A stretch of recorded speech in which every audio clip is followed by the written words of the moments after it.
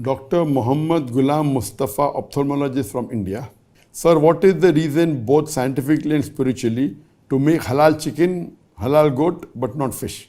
Please reply. What Dr. Muhammad Ghulam may be asking, that when we slaughter the chicken or the goat, we do zabiha. So why is there not a requirement to do zabiha to a fish? And that's a very good question. As far as Islam is concerned, Quran clearly mentions in Surah Maida, chapter number 5, verse number 96, that lawful for you is the pursuit of the water game. And Allah says in Surah Maida, lawful for you are food of the sea, fresh and tender. So Allah has given permission, it's allowed. And there are various hadith that also says that amongst the dead animal, the only two that are permitted, it is the fish and the locust. So the hadith, and only blood that is permitted is that of the spleen and the liver. So Islamically, it is permitted to have fish without doing zabiha.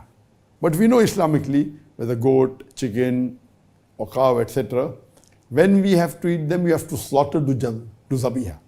In zabiha, what we do, there are various conditions. The main is that see to it that the knife is sharp, see to it that it's not in front of other goat, and you do it swiftly. And once we slaughter the windpipe and the veins and the jugular veins and the artery, when you do it, you leave the animal will writhe and the blood will flow out of the animal.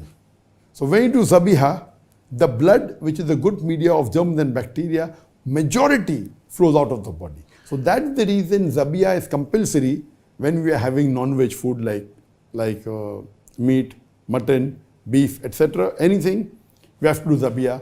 This is the scientific, so that the blood flows out of the body. When the blood flows out of the animal's body, there are less germs and bacteria, because blood is a very good medium of germs and bacteria. So it keeps the mutton or the chicken fresh for longer time. If you have slaughtered by the Islamic method of zabiya, a goat or a sheep or a cow or a chicken, it will stay for a longer time because blood is a very good media of germs and bacteria.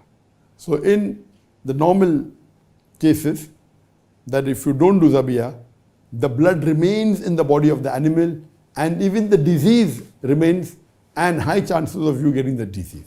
So Islamic slaughtering, zabiya is a must for non-veg. Now the question posed is, why not zabiya for fish? Because fish is sea life and goat and sheep, they are animals. They don't live in water. The difference in the system is that in the fish, there are gills. And when the fish dies, it gasps. When it gasps, the gills, it sucks all the blood into the gills. So in a fish, when a fish dies, when a fish is brought outside water, it struggles and you find it writhing and then it dies.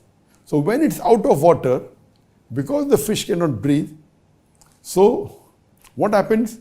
When it starts breathing and it cannot, it can only normally breathe in water. It doesn't have the function to breathe the normal air like how human animals have.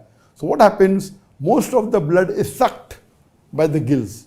So when a fish has died because of loss of air, loss of oxygen, when it dies, the blood is sucked by the gills.